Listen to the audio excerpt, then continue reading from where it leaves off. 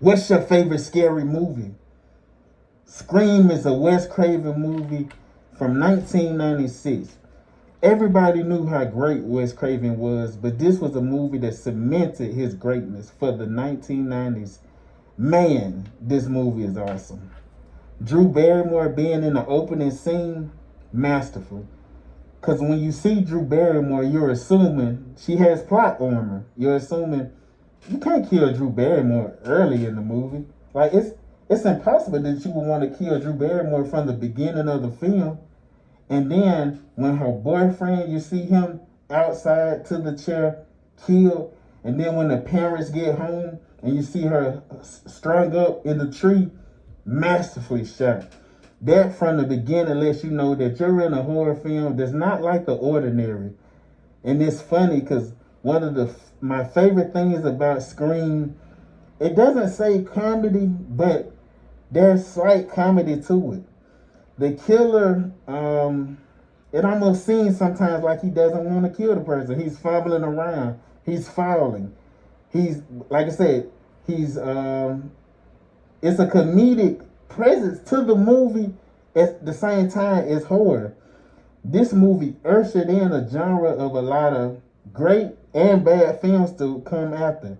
But like I said, man, this movie was really inspirational to a lot of horror directors. A lot of them took a lot of pieces from this.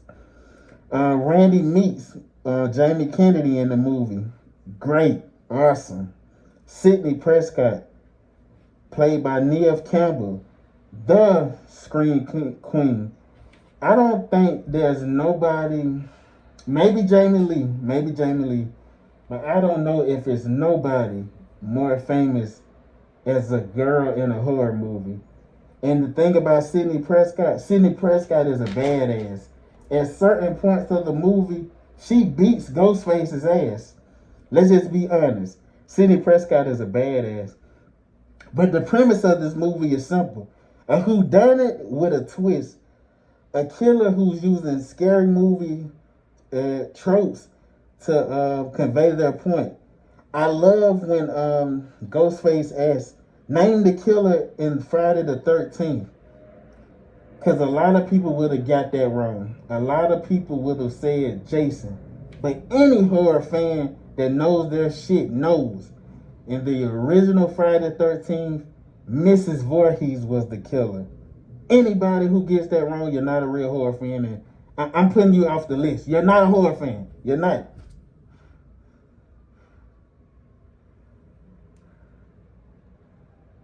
But, like I said, man, this film was great. And I want to get to a couple of the kills in this movie. There wasn't, compared to a lot of movies, there might not be as many kills as some movies. I just killed somebody earlier. They probably catch me after this done filming.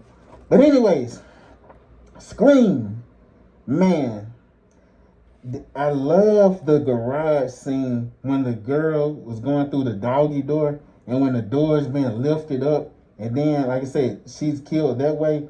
Man, that was such an interesting shot.